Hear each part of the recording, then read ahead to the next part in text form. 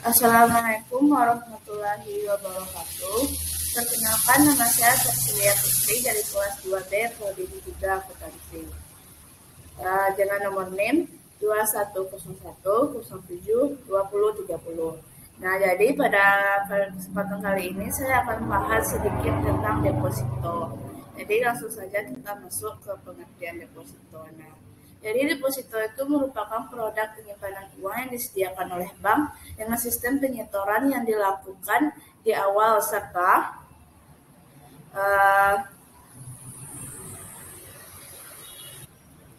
memiliki ketentuan penarikan yang hanya bisa dilakukan sesuai dengan ketentuan penarikan yang hanya dapat dilakukan sesuai dengan jangka waktu tertentu yang telah disepakati oleh nasabah dan bank. Nah, jadi deposito secara sederhana juga dapat kita artikan sebagai proses kerjasama antara nasabah dengan pihak bank untuk menaruh sejumlah uang dalam jangka waktu tertentu sesuai dengan waktu yang telah disepakati bersama antara pihak bank dengan pihak nasabah maupun calon nasabahnya. Nah, jadi deposito merupakan program simpanan sejenis investasi sederhana dari bank yang menjanjikan suku bunga tetap dengan jangka waktu tertentu. Nah, biasanya jangka waktunya itu 1, 2, 3, 6, 12 bulan, 18 bulan, atau bahkan sampai 24 bulan. Nah, jadi deposito ini sangat berbeda dengan tabungan biasa. Dalam cara menabung deposito, suku bunga hanya dibayarkan pada akhir periode investasi. Nah, jadi di setiap bank itu masing-masing memiliki suku bunga yang berbeda dan kompetitif. Nah, lalu kita lanjut ke jenis-jenis deposito.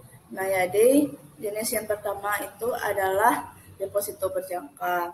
Jadi deposito berjangka itu diterbitkan atas nama perorangan atau lembaga.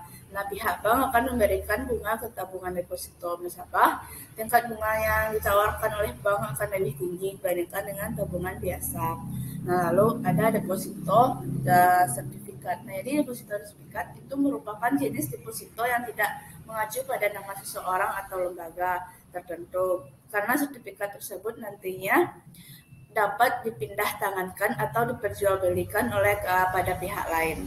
Simpanan dana yang dilakukan oleh nasabah diberikan pilihan jangka waktu 6 bahkan sampai 12 bulan yang disertai dengan sertifikat.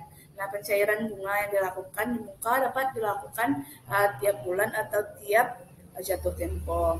Lalu yang terakhir itu adalah deposito call. Jadi deposito on call itu adalah tabungan berjangka yang relatif singkat dengan waktu minimal 1 minggu atau yang paling lama yaitu adalah 1 bulan. Nah, biasanya deposito jenis on call ini diterbitkan dalam jumlah yang cukup besar. Jadi pencairan bunganya itu dapat dilakukan pada saat pencairan deposito dengan catatan nasabah sudah memberitahukan sebelumnya bahwa tabungan tersebut akan diambil atau dicairkan. Nah, lalu selanjutnya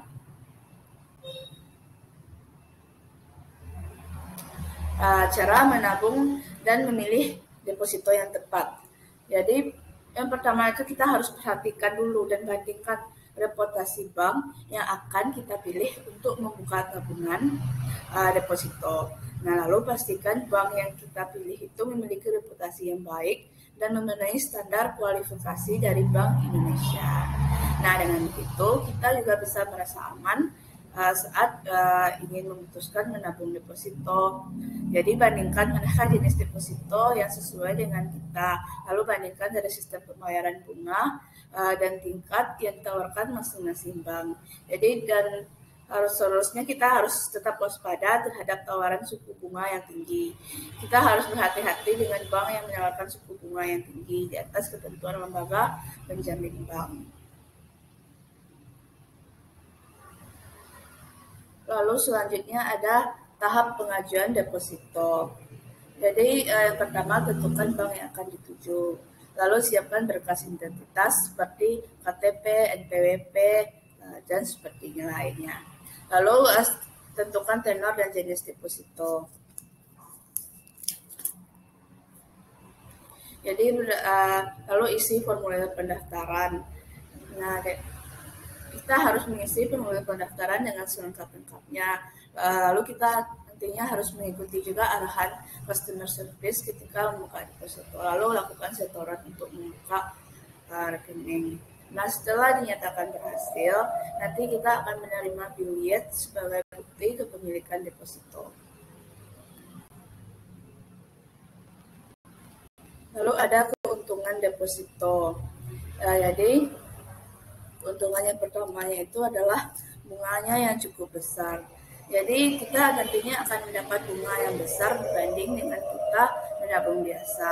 Pihak bank akan menentukan bunga dari uang kita per triwulan atau per tahun tergantung lama kita deposit. Lalu keamanan uang kita terjamin. Jadi dengan membuka rekening deposito, maka kita akan menyimpan uang, maka bank akan menyimpan uang kita dengan aman.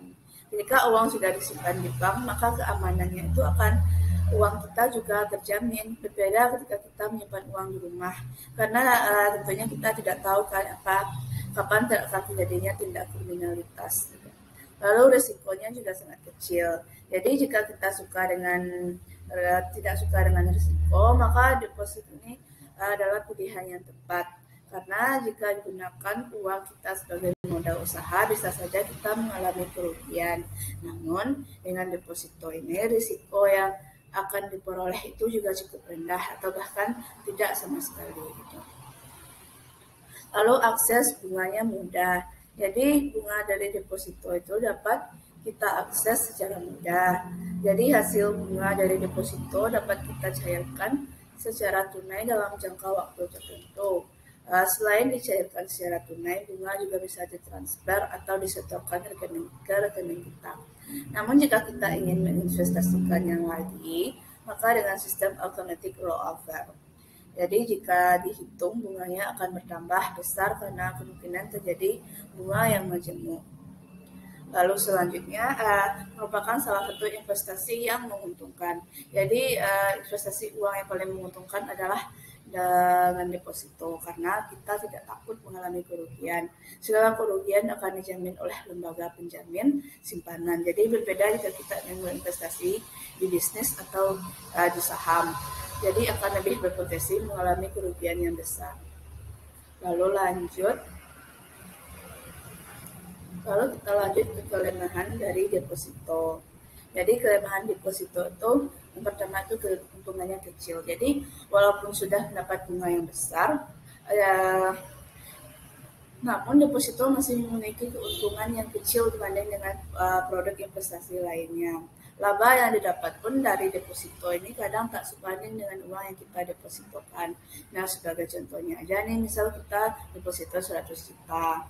Lalu kita mendapat bunga itu 5-6% saja. Lalu sehingga modal dari deposito uang 100 juta kita itu hanya bisa memperoleh laba sebesar 2 jutaan.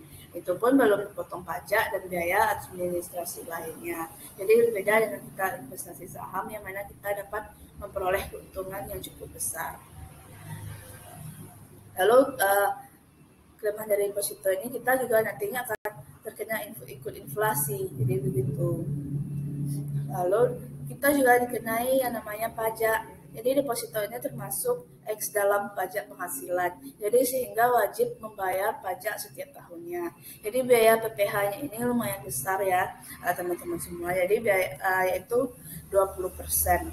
Jadi sehingga kita yang mendapatkan bunga tidak begitu besar akan dipotong untuk membayar pajaknya juga. Gitu. Lalu ada juga yang namanya biaya penalti. Jadi selain pajak ada juga yang namanya biaya penalti. Jadi biaya penalti ini dikenakan jika kita menarik deposit kita belum tanggal jatuh tempo. Lalu yang terakhir itu ada nilai investasinya itu tidak bertambah. Jadi ketika kita memutuskan untuk mendepositokan uang, maka kita tidak ada cara apapun yang bisa meningkatkan nilai dari investasi kita. Jadi hari ini hal ini itu disebabkan karena kita tidak terlibat dalam pengelolaan uangnya. Jadi kita tidak bisa menargetkan adanya tambahan dana untuk investasi selain dari bunga yang diberikan oleh bank. Nah, jadi baiklah teman-teman semua. Jadi itu sedikit yang bisa saya sampaikan tentang deposito. Jadi kurang adanya kekurangan yang saya lakukan mohon dimaafkan. Saya sudahi. Wassalamualaikum warahmatullahi wabarakatuh.